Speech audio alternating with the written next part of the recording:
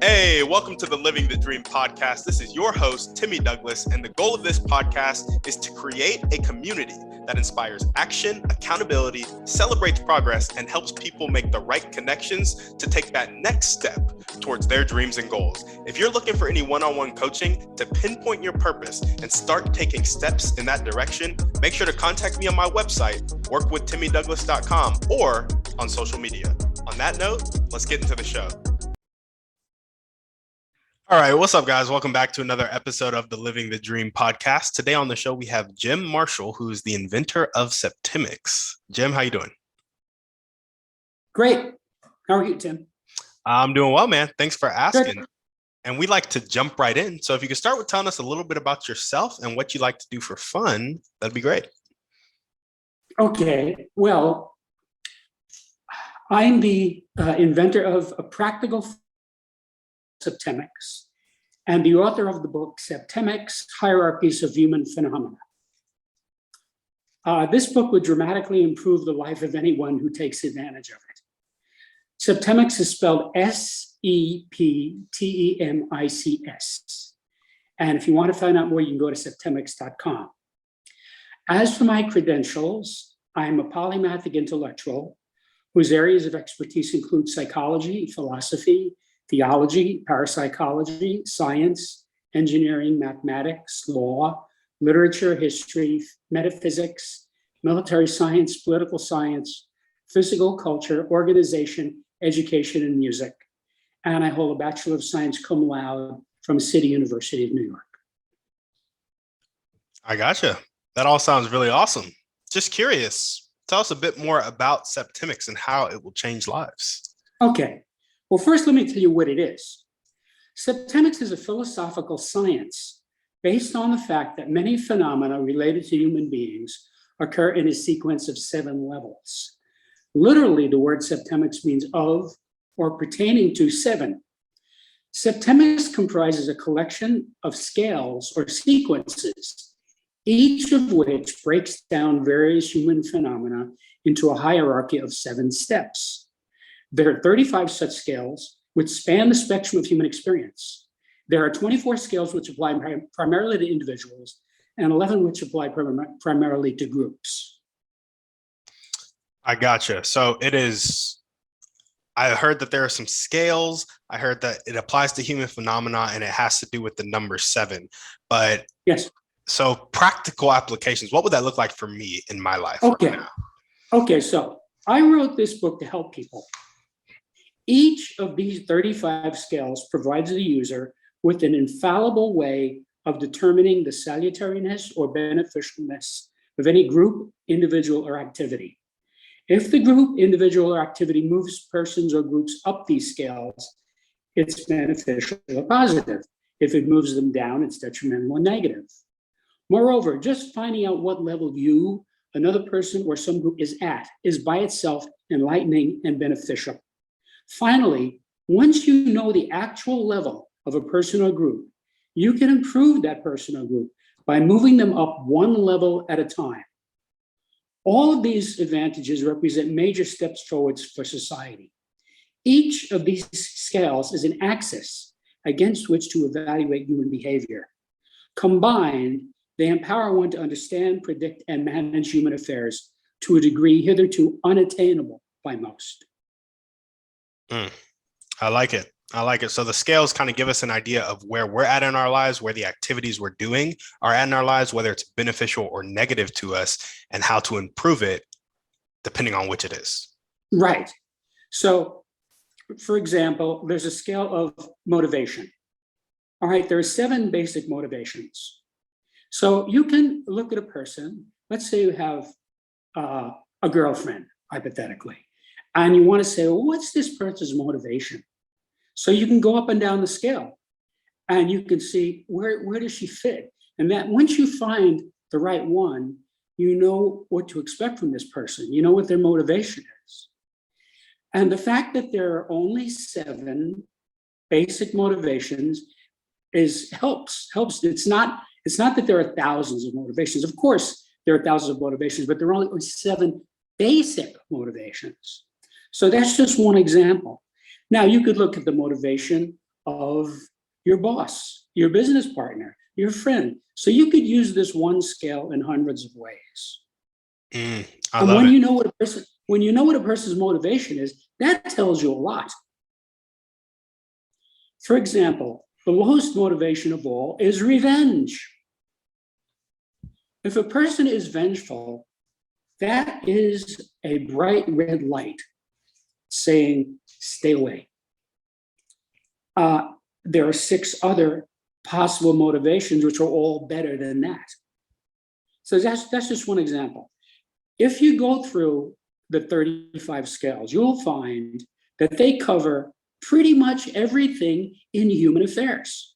In other words, this book applies to anybody living on Earth. This book is for anybody who can read English. That's all you need to know how to do is read English. If you can read English well, you can use this book and you can dramatically streamline your life and find out what's going on with it. Another scale that's really important is the scale of basic purposes. Every person has one basic purpose, and they're in a scale of 7. And personally, for me, I don't have much difficulty finding a person's basic purpose just by observing the person. For example, I know the basic purpose of every United States president going back as far as Franklin Delano Roosevelt. And that is? Well, I don't want to talk about specifics right now because right there it gets into politics and I try to stay out of politics. There we go. Good idea. Okay. Because anything that, I don't get into politics or religion because it's divisive. And Septemics is for everybody. Doesn't matter your politics, your religion, your race, anything. It applies. I love it. I love it. There we go. And this book is on sale right now. Yeah, it's been out for a year. You can get it any place that books are sold, Amazon, Barnes and Nobles. You can go to the author house, the publisher, and it comes in hardbound, softbound, and ebook. Awesome. Well, speaking of the motivation scale, what is your motivation? What gets you up and keeps you going every day? Well, I have different parts of my life. I've been meditating for most of my life. I do that every morning. That's important to me. And that kind of keeps me on an even keel. So I'm a notoriously unflappable person, meaning, I don't get upset easily. And that's because of many decades of this specialized meditation that I do. That's one thing. Right now, I'm very busy promoting the book. I'm getting many requests for interviews. The first year it was out, I was primarily concerned with getting press. There's a lot of press on this book. If you go to my website and go to the media section, you'll see what various publications have said, their reviews and articles. Some of them are about me, some are about the book. And I spent about a year doing that. There's a lot of that available now, which tells people what some disconnected person thinks about this. It's not just coming from me. And after I had enough of that, I decided I'm going to start doing interviews. So that's what's keeping me busy now. There we go. Promoting the book, doing interviews, getting the message out there about Septemics. Right. I love it. And I already know the results that this book creates. It took me off and on 25 years to write this book because first I had to discover the phenomenon described by Septemics. Then I had to put it into a practical philosophic system. And then I had to write a book that would make sense for everyone and apply to everyone. Also, I wanted a book that would reach intellectuals and academics, but also for ordinary people. That is a tall order. It would have been very easy for me to write this for either an academic audience or for general public, but to write it to connect to both groups, that's a challenge because it's an 87,000 word book And I basically had to go word by word and see how is this word going to be interpreted by academics, and how's it going to be interpreted by the general public. So that was a big challenge. Also, I affiliated with many colleagues of mine, many very brilliant people who I gave the manuscript to. We went back and forth. I listened to ideas. And then I saw the results from readers, which you can find on my website. People are blown away by this book. The hardest thing about this book is getting people to read it, because most people don't read books today. And of the people who do read books, they mostly read fiction. Of the people who read nonfiction, they're mostly in a slot.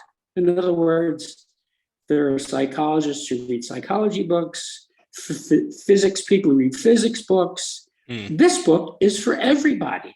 So it has strong advantages in that it'll help anyone, but the disadvantage is getting people to read it.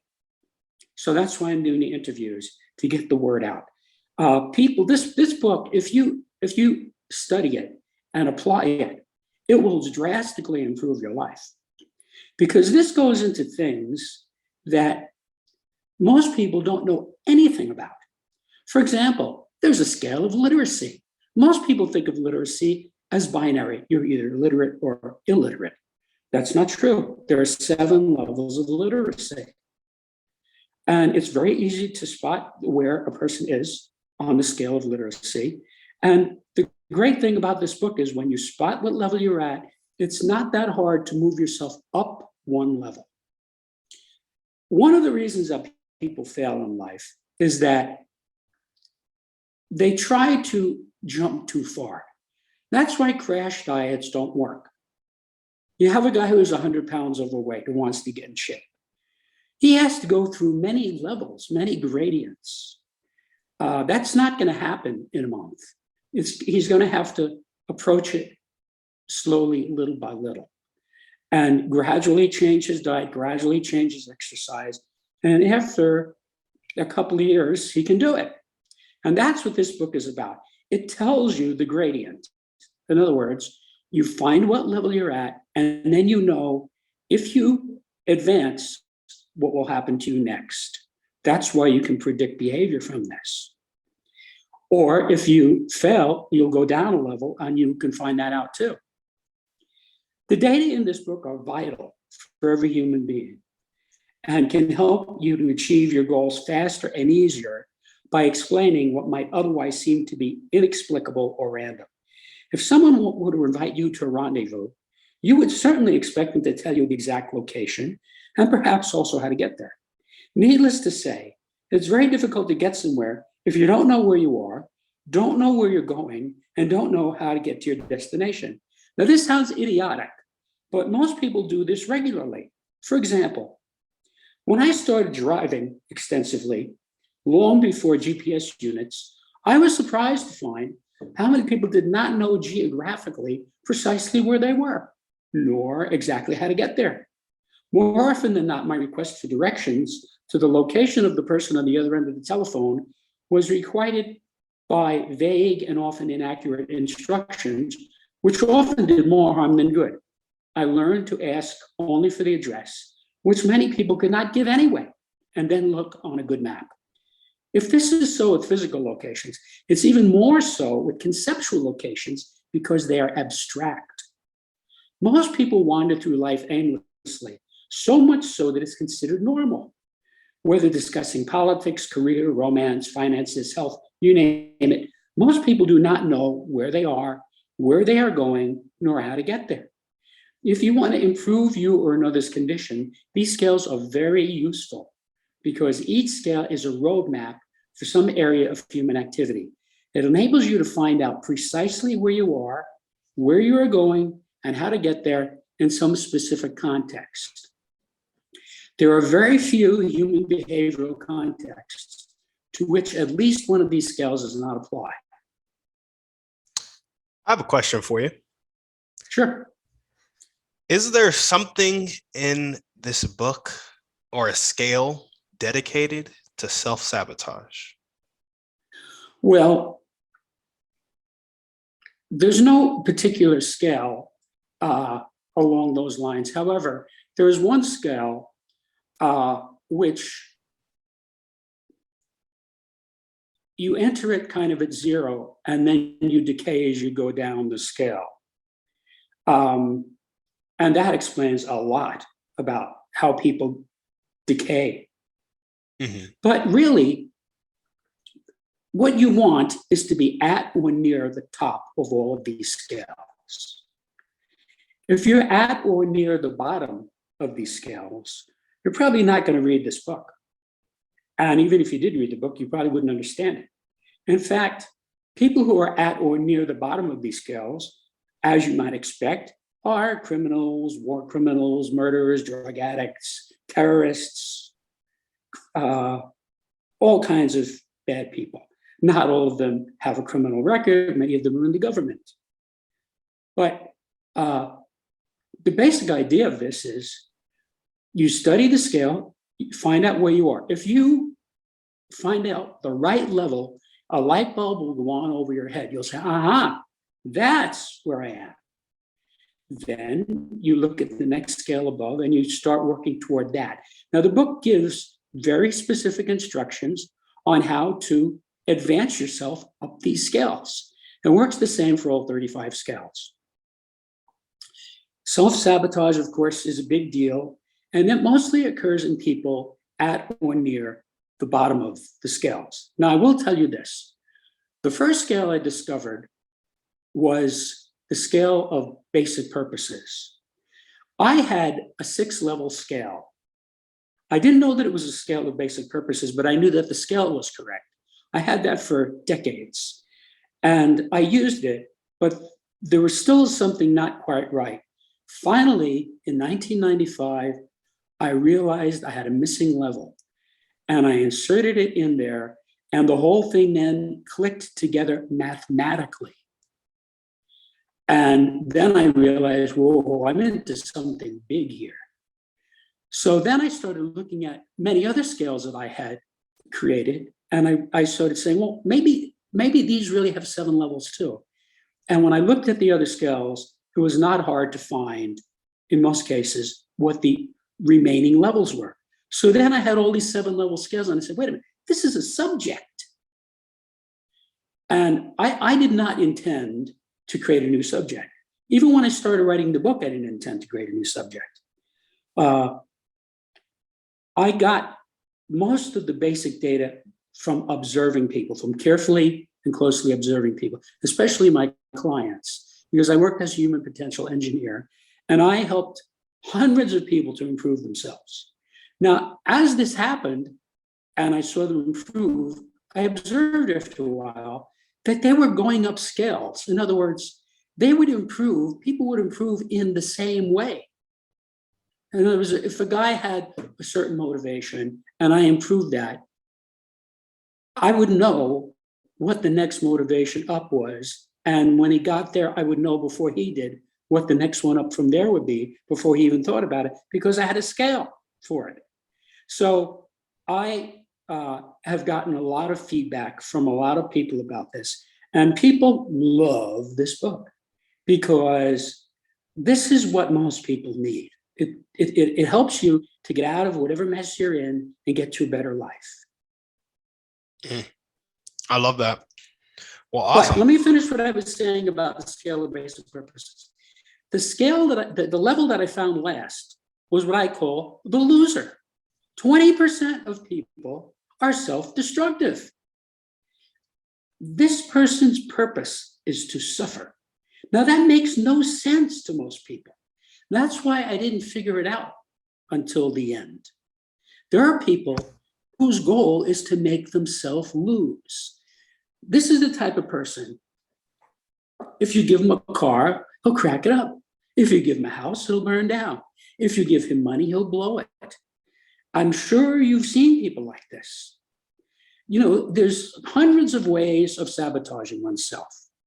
I mean, there are obvious ones like drugs and alcohol, but there's lots of other ways too. Like, how about getting in a relationship with a destructive person and staying there. So this level really clarified my thinking about people. These people cannot be helped. Now, the loser is not destructive. He's only really destructive to himself, or as you say, self-sabotage. The people below the loser are the criminal and the subversive. Those are the people who cause most of the trouble in society.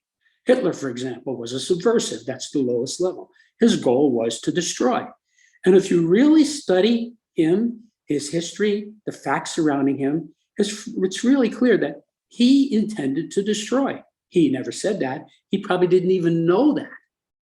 But that's what he was about. And above that is the criminal, which are people like Al Capone, mafia guys, okay? Those people, their motivation is pleasure. They don't care what happens to you. They don't want to improve themselves. They don't want to improve the world. They just want pleasure. They want alcohol and drugs and women and boats and limousines and things like that. They're criminals. They will do anything that they can get away with to get what they want. Levels 1, 2, 3, and 4 are people who are basically social people. And the people at 5, 6, and 7 on this particular scale are generally antisocial people. So once you spot somebody on this level, on this scale, you have a very sound way of deciding, do I want this person around me or not? For example, if the people of Germany had this book, they never would have put Hitler in office. They would have read the book and said, this guy's a subversive. His goal is to destroy, no matter what he says. And they wouldn't have voted for him. Now, some people would have voted for him. You know who would have voted for him? Other subversives, criminals, and losers. People at levels 7, 6, and 5. But the people at the higher levels would not have voted for him. And he never would have gotten enough votes to take over the government. So how do the subversives, criminals, and losers move up the ranks? Well, first of all, the short answer is they don't. Because in order to use this book, as with any self-betterment, you need insight. People at the bottom of that scale lack insight. I have dealt with enough of these people, knowing what levels they were at, and saw there's no insight. For example, at the end of World War II, they had war crimes trials in Nuremberg. They tried 20 top Nazis.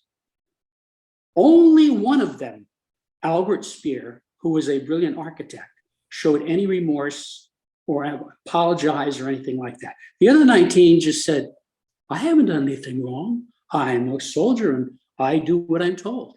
You know, they had no insight. There was no such thing as saying, don't you think it was a bad idea to slaughter millions of innocent civilians? They wouldn't get it. If you spoke to Hitler, he would have it all justified in his mind that it was good to kill the Jews and the gypsies and the gays and anybody else he didn't like. So the people at those levels on this particular scale, they're not going to move up. The whole point about the loser is that he's a loser. He's not going to improve. He'll say, I want to improve, please help me, but he won't, because his goal, which is usually hidden, it's subconscious, is to suffer, to lose. Again, that makes no sense. The people at the bottom of this scale are very hard for the people at the top of the scale to understand. Normal people have a very difficult time just realizing that people like that. You know, there are people who think everybody can be helped. And I wish that were true, but it's not. It's not true. You know, there was a guy, Charles Starkweather, who in 1957 went on a killing spree. In 10 days, he killed 12 people. He was obviously a subversive. He was crazy. He had no insight into anything. So he was just a subversive, and they gave him the electric chair, and that was the end of it. So there are people, people like terrorists who go around killing innocent civilians, blow up buses full of children. They're crazy people. They're not going to use this book. They're not going to improve themselves. They are at that level, and that's where they're going to stay. And I should tell you, on the scale of basic purposes, most people spend their whole life at one level. A person who's at a level on that scale is probably there for life. It would be very rare for a person to change level on that particular scale. I'll give you an example of someone who did. Saul, who later became known as Paul. He was on the road to Damascus. He was a Jew who was a Roman citizen, and his job was to oppress the Christians. Well, the story that most Christians know is one day he's riding along on the road. He sees a white light in the sky. He hears a voice. He's knocked off his horse, and he had an epiphany. And in the book, it's explained as God or angels or something interacting with him. You don't necessarily have to accept that as a fact. What is clear is that he changed from being a leader, which is the level he was at, to a saint, which is the level above that. Because after that, he behaved as a saint, which is the highest level on the scale of basic purposes. The saint's goal is to transcend. Saints are not interested, they don't want money, they don't want pleasure. Basically, depending on what religion they're in, they want to go to heaven or attain nirvana or something like that. But regardless of what religion they're in, they're not hard to spot. For example, Mahatma Gandhi, he was a saint. Even though he was a Hindu, as opposed to Jesus of Nazareth, the founder of Christianity, he was a saint also. So they would express things in different ways, but they both had the same goal, which was to go to heaven, if you want to use a Christian word. So there's good news and bad news. The good news is, if you use this book, you can improve your life. The bad news is, the people at the bottom of these scales are not going to use this book and are not going to improve these lives. And that goes for many different scales. It's not just the one scale I discussed. Now, as I said, there's 35 scales. You need to study each one of them, and they're all explained in great detail in the book. But the good news is, this is like a cookbook for your life. I'm telling you how to have a better life. And you don't need anything else. You just need the book. You need to study the book. You need to understand the book, and then just follow the instructions. And as you start moving up scales, your life will gradually get better and better and better. I gotcha. Just a quick question. Yes. Isn't Paul or Saul more like a subversive turned saint in that he murdered Christians and that was his sole goal? Well, no, that was his job. That was his job. The goal of a leader is conquest. Now, conquest, depending on who you ask, is good or bad. For example, when the Allies defeated the Axis powers in World War II, for most of us, that was a good conquest. Even for the people in Germany and Italy and Japan, it was a good conquest, because we got really evil people out of power. So it depends. If you ask Hitler, was it good for the Allies to win? Obviously, he's going to say no. But then again, he's a subversive. But if a person is doing his job, for example, Audie Murphy, the most decorated American in World War II. All right, he was a great war hero, and he clearly was fighting for his country. He killed a lot of people. Now, I don't know what level he is at because I haven't made a study of it. But you can't say just because he killed people, he's bad. It depends on who you're killing and what the context is. Gotcha. So what makes Hitler a subversive and Saul a leader? Because Hitler also had a job to bring the German people out of hyperinflation. And they had the reparations from World War I, right? Yes, yes, but if you study the things he did things that clearly were destructive. For example, his scorched earth policy near the end of the war, he gave orders to his troops to destroy everything in Germany before the Allies could get it. He asked them to burn all the buildings, rip up all the railways. Now, Albert Speer, who was sort of in charge of that, countermanded that order, risked his life to countermand that order, because he said Speer knew the war was lost. Hitler didn't realize that because he was crazy. But Speer was an intelligent man, and he saw what's going to happen to the German people if they have no railroads and no homes and no schools. So he countermanded it. That was clearly a destructive thing. Now, Paul, or as you said, Saul, he was not generally destructive. He was, like everybody else who worked for the Romans, following orders in the Roman Empire, and he was a powerful, influential person. He was doing what he was told to do. So he was not generally destructive. I mean, he was doing something like Charles Starkweather, that crazy murderer. Anybody he didn't like, he just killed him. So, if you talk back to him, he would just shoot you. Okay, so Saul was not like that. He was a respected person, and he had a position of responsibility. He was doing an important job that he was given to do by the empire. So there are many people who think that policemen and military people are bad people. There are good ones and there are bad ones. Some of them are very good and some of them are not so good.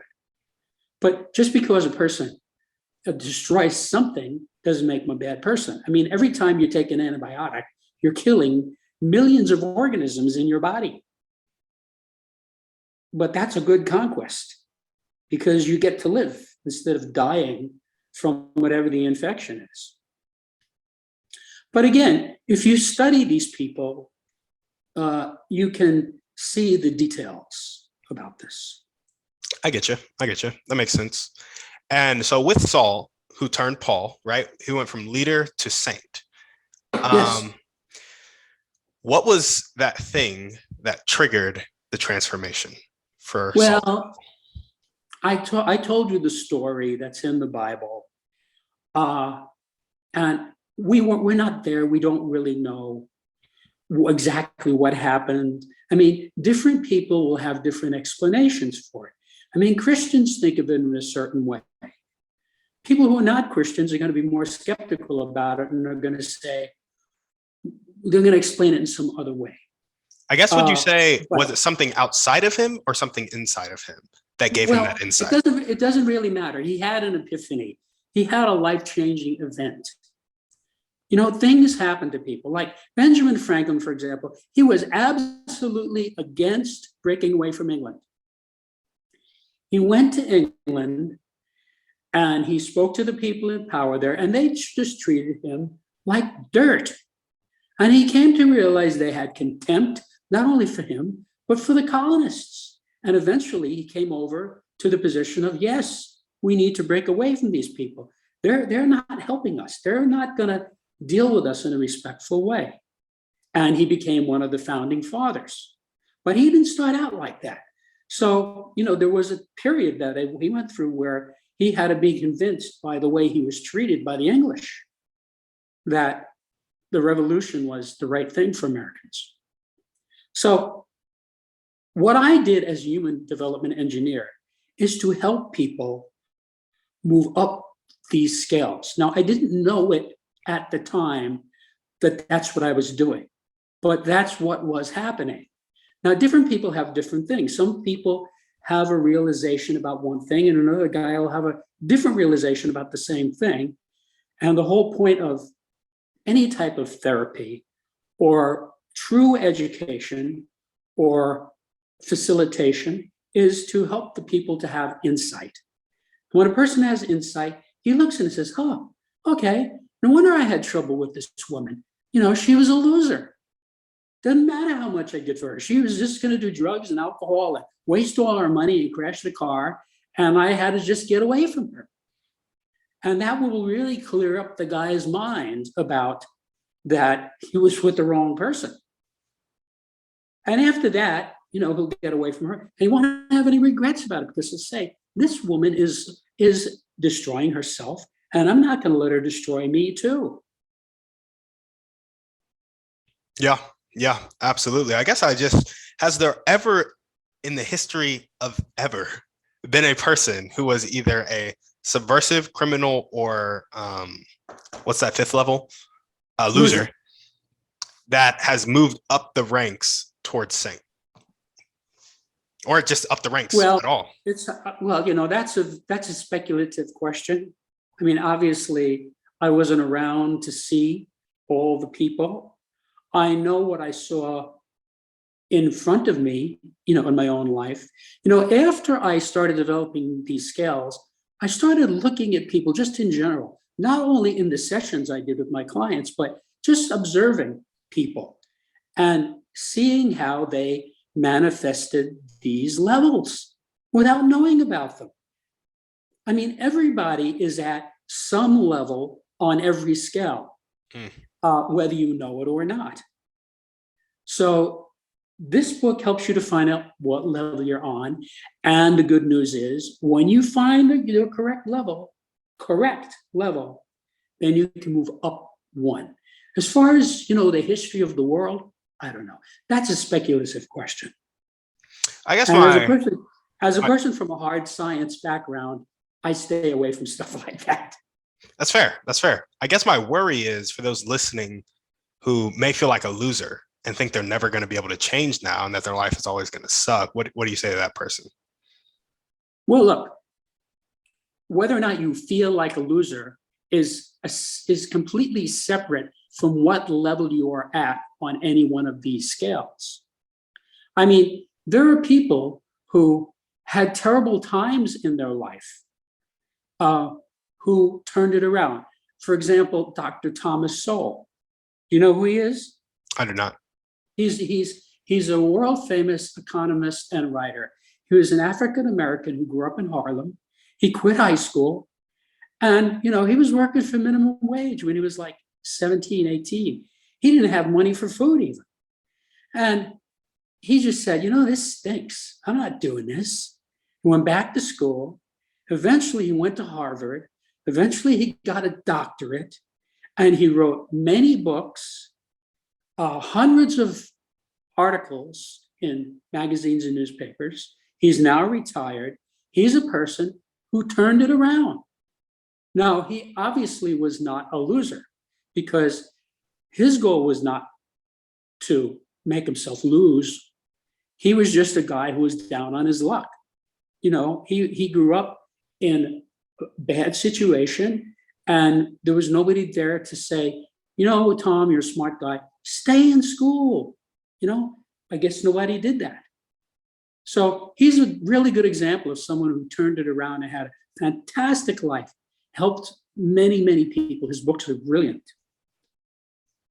Yeah. So what do you think about yourself?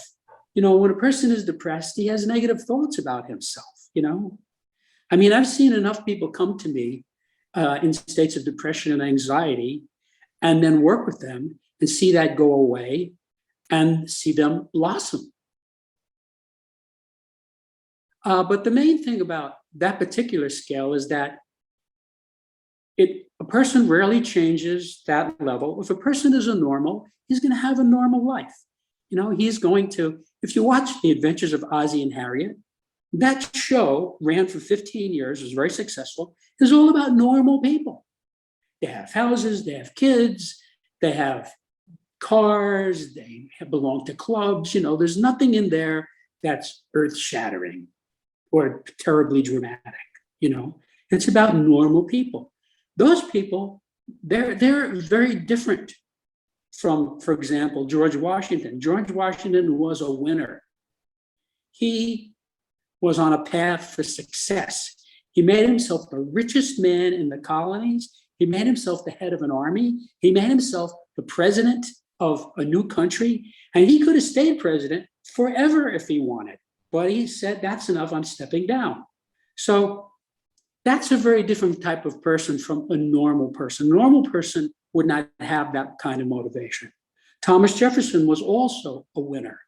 If you look at all of the things he accomplished, he was an architect, he was a violinist, he was an inventor, he was a lawyer, he wrote the Declaration of Independence, he did so many things. He was an extraordinary person. And he was a winner. He was motivated to win, to get better. So I suspect that most of the great people in the world had tough times. Dr. Soul, when he quit high school, he had to walk to work and walk home miles because he didn't have money for the subway. So this is a guy who lifted himself up by his bootstraps. And once you find a person's level on this scale, you can predict what they're going to do. It's not hard to do. And really, with all the scales, it's very true. Once you understand the scale, the person becomes very predictable. I find people are very easy to understand because I see these scales all the time. It's not hard for me to spot a person on that scale, and I know what to expect from him. I mean, when I was young and I didn't know this stuff, which is the condition that most people are in now, I was at the mercy of all kinds of things. And I got involved with some people who were not good people. I didn't understand. Now, I would never make that mistake because I'm informed. Unfortunately, I had to create this subject to learn from it. So would you say somebody who is like in the situation that a loser would typically be in their whole life right now, but is not satisfied with that situation and consistently works to change it, is really on a different level in the scale? Yeah, if a person allows himself to succeed, he's not a loser. The loser is the person who will not allow himself to succeed. There are people, for example, I was once handling a real estate transaction for a person who I later found out was a loser. And that person did everything they could to sabotage me. Now, I had to keep saying, look, just go away. Shut up and go away. I'm going to make this deal for you. And I did, and they got the property at the price that I said it should be gotten. But I had to push them away because they were trying to make it fail. Mm.